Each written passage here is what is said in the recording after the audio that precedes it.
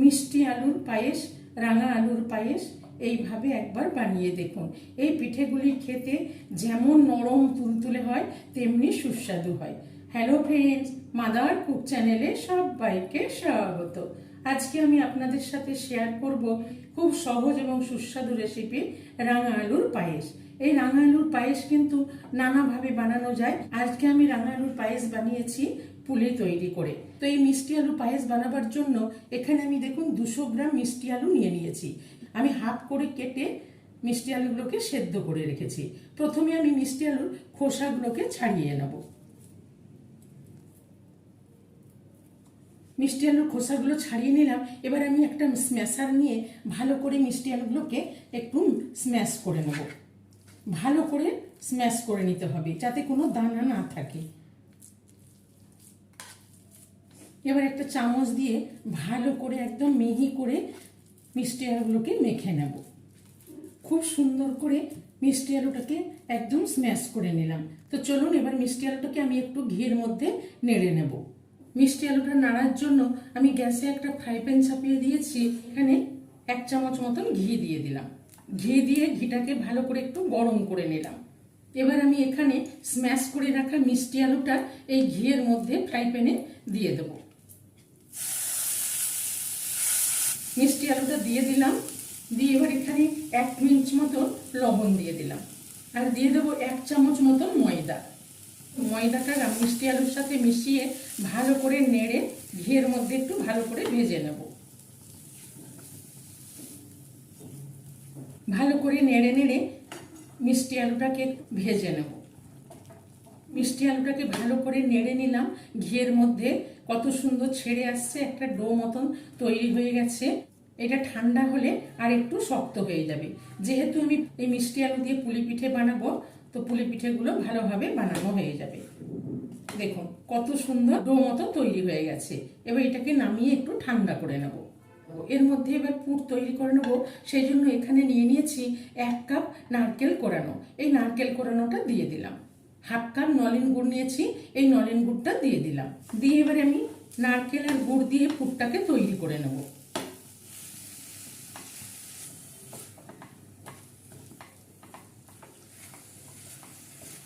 গুড় আর নারকেলটা দিয়ে গুড়টা ভালো করে গলিয়ে নিলাম।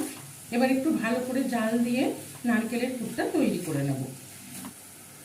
আর মিষ্টি আলুর পায়েস কিন্তু নলেন গুড় দিয়ে তো বেশি ভালোই লাগে, চিনি দিয়েও ভালো লাগে, কিন্তু নলেন গুড় দিয়ে যে কোনো পায়েস বা পিঠে নতুন গুড় দিয়েই বেশি ভালো লাগে। যেহেতু আমি ফ্রিজের মধ্যে নলেন গুড় স্টোর করে রাখি, সেই জন্য আমি আজকে রাঙা আলুর পায়েস এই নলেন গুড় দিয়েই বানাবো।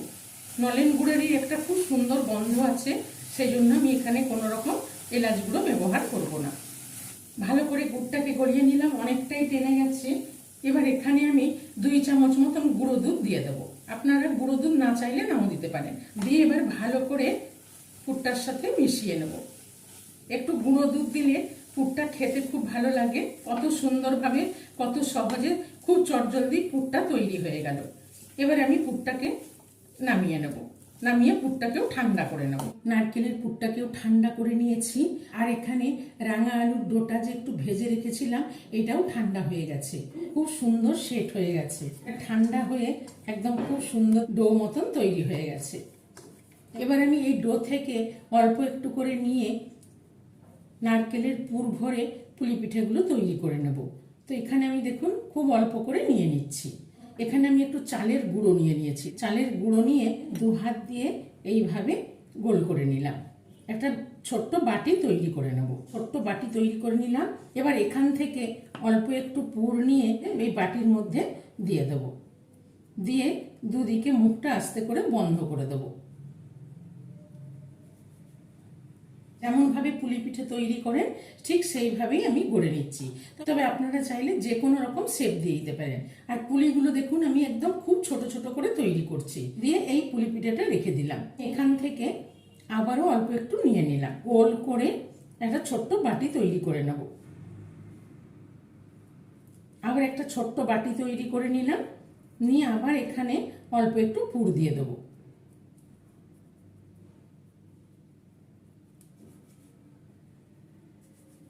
দেখুন ওই একইভাবে আবার একটা পুলি পিঠে তৈরি করে নিলাম। এইভাবে আমি প্রত্যেকটা রাঙা আলুর পুলিগুলো তৈরি করে নেব। কত সুন্দর করে আমি মিষ্টি আলুর রাঙা আলুর পুলি পিঠেগুলো তৈরি করে নিলাম। এবার আমি দুধে ফুটিয়ে নেব। এখানে ওই ফ্রাই প্যানটাই আমি নিয়ে নিয়েছি। আর এখানে দেখুন 1 লিটার দুধকে আমি আগের থেকেই ফুটিয়ে ঘন করে রেখেছি। এই দুধটা আমি এই ফ্রাই প্যানের মধ্যে ঢেলে দেব। দেখেই বুঝতে পারছেন দুধটা কতটা আমি ঘন করে নিয়েছি। এবার আমি এই দুধটাকে গ্যাসে বসিয়ে দেব। ফ্রাই প্যানে দিয়ে একটু দুধটাকে আরেকবার ভালো করে ফুটিয়ে নেব। দুধটা আগের থেকেই ঘন করে যেহেতু রেখেছি, সেই জন্য দুধটাকে আমি আর বেশি ঘন করব না। একবার ভালো করে ফুটিয়ে নিলাম। এবার এখানে বানিয়ে রাখা রাঙা আলুর পুলিগুলো দিয়ে দেব। পুলি পিঠেগুলো দিয়ে কিন্তু আমি খুব বেশি নাড়বো না। ফ্রাই প্যানটা ধরে এরকম একটু ঝাঁকিয়ে ঝাঁকিয়ে পুলি পিঠেগুলোকে সেদ্ধ করে নেব। গ্যাসের ফ্লেমটা লো টু মিডিয়ামে রেখে আস্তে আস্তে একটু ফুটিয়ে পিঠেগুলোকে পুলিগুলোকে সেদ্ধ করে নেব। 5 মিনিট মতন ফুটিয়ে নিলাম।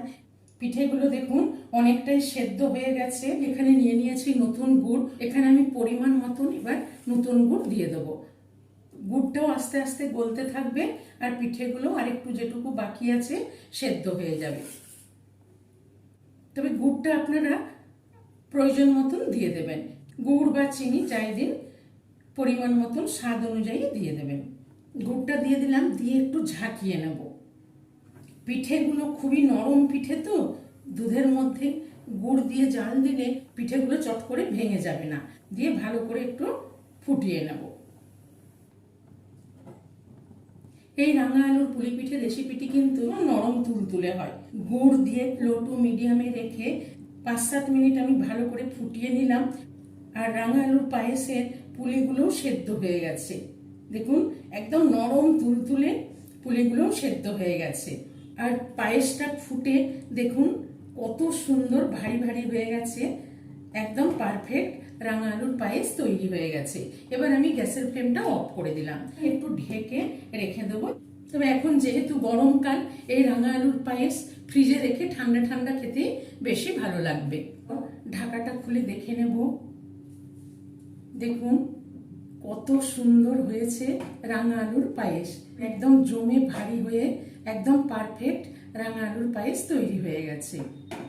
এবার সার্ভ করে নেব। এই রাঙা আলুর পায়েস রেসিপিটি ভালো লাগলে মাদার কুক চ্যানেলটিকে লাইক, শেয়ার এবং সাবস্ক্রাইব করার অনুরোধ রইল। তো এইভাবে একবার রাঙা আলুর পায়েস বানিয়ে দেখুন, এটি খেতে অসাধারণ হয়। এবার আমি উপর থেকে একটু কাজু কুচনো ছড়িয়ে দেব, আর দিয়ে দেবো একটু আমন্ড বাদাম কুচনো, আর একটু পেস্তা কুচানো দিয়ে দেবো। দেখুন বন্ধুরা, রাঙা আলুর পায়েস কত সুন্দরভাবে কত সহজভাবে তৈরি করে নিলাম। এই রাঙা আলুর পায়েস কতটা নরম তুলতুলে হয়েছে দেখুন, একদম নরম তুলতুলে। একটা কেটে আমি দেখাচ্ছি কতটা নরম হয়েছে। দেখুন বন্ধুরা, আমি এই বাটির থেকে 1 পিস নিয়ে আপনাদের কেটে দেখাচ্ছি কতটা নরম হয়েছে। কতটা নরম তুলতুলে হয়েছে দেখেই বুঝতে পারছেন। একদম মুখে দিলেই গলে যাবে, কতটা নরম হয়েছে।